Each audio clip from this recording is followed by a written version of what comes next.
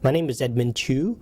Came to Canada in 1981, August, and originally I come from Hong Kong.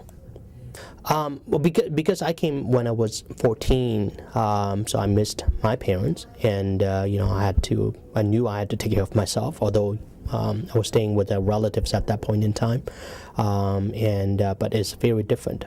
Living with a strange family, didn't have too much interaction with them before, so that was difficult at first. When I first came, I had no English. I knew no English, so I was able to pick up, single words like car, bus, this and that. Even the English I learned, it was kind of like the English wasn't the Canadian English. So it was tough for the first 2 years. I was really immersing myself, with the culture, with the people, and so I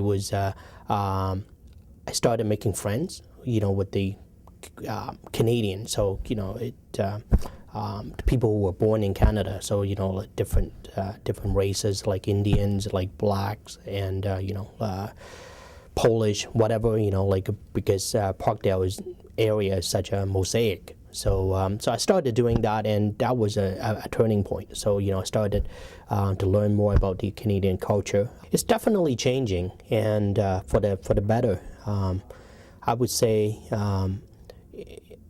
at least I can compare the experience I have now versus 28 years ago. For example, Chinese New Year is a big thing, just like India, there's Diwali, and so it's a big thing for us. When I first came, it's very quiet, and there wasn't much celebration. But now, because of the growth, the population growth, there are a lot more native Chinese in Toronto. So we are celebrating again. So I see the media plays a big part as well. They organize events, and the Chinese community, they definitely have been working very hard and to promote the Chinese culture. So it's been very good. I see that progression. This is what my wife and I tell our children: be proud to be Chinese, and also be proud to be a Canadian. Because they're very fortunate to have that dual identity, and I don't want them to think that they are Chinese and nothing else. At the same time, I don't want them to think that, hey, I'm Canadian, because they are not just Canadian. They are not just not Chinese. They're Canadian Chinese.